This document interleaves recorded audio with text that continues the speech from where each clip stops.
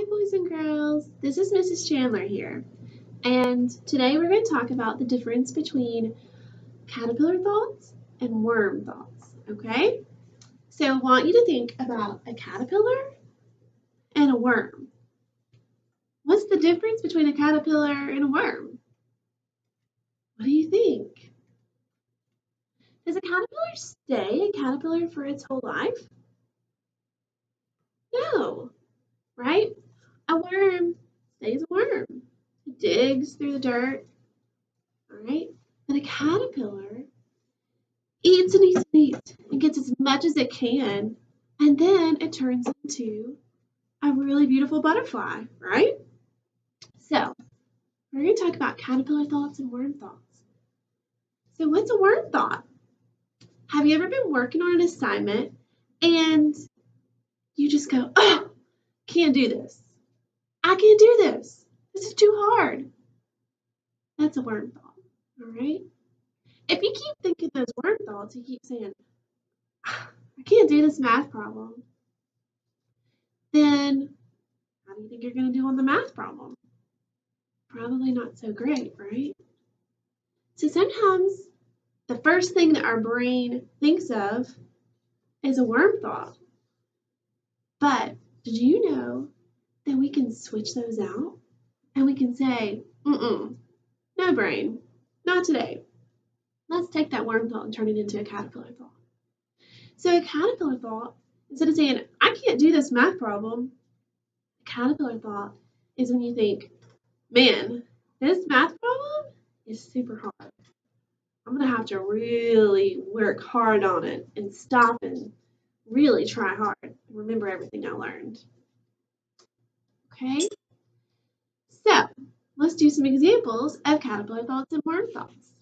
So, this is the file that you're going to have, okay, that you're going to see on Schoology. This is just a paper version of it. So, the first sentence here says, I'm not good at reading. Sometimes we feel like that. Think about when you were born, could you walk and talk and read? Mm-mm. All you could do was just kind of lay there, right? And cry if you needed help and wait for somebody to come and change your diaper, give you a bottle, right? But over time, you started learning things. But those things were super hard at first. The very first times you guys tried to walk, you probably fell down. It was probably pretty hard. It took you a long time and a lot of trying. But you weren't giving yourself too many worm thoughts, right? You're probably like, oh, I want to walk so I can get over there and play with that toy. So you just kept trying, right? And now you can walk and talk like it's no problem, right? All right. So when I see a worm thought, like, I'm not good at reading, well, if you are in kindergarten or first grade, maybe you have that thought sometimes. And that's okay. We all have worm thoughts.